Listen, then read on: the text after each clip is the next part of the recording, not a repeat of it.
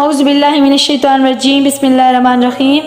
آج ہم سورہ بقرہ کی آیت نمبر 124 کا لفظی ترجمہ پڑھتے ہیں۔ شروع کرتے ہیں بسم اللہ الرحمن الرحیم۔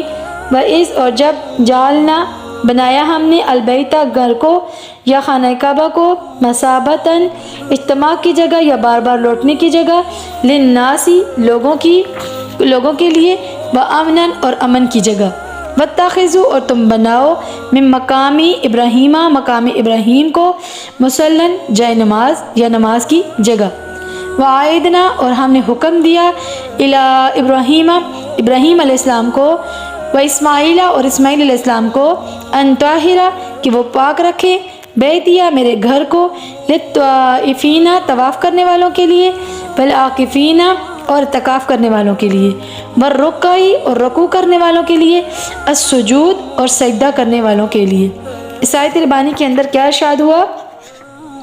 اور جب میں نے خانہ کعبہ کو بنایا لوگوں کے لیے بار بار لوٹنے، اجتماع کی جگہ اور امن کی جگہ، اور مقام ابراہیم کو نماز کی جگہ بناؤ، اور ہم نے حکم دیا ابراہیم علیہ السلام اور اسماعیل علیہ السلام کو کہ وہ میرا گھر پاک رکھیں طواف کرنے والوں اور اعتکاف کرنے والوں کے لیے اور رکوع سجدہ کرنے والوں کے لیے۔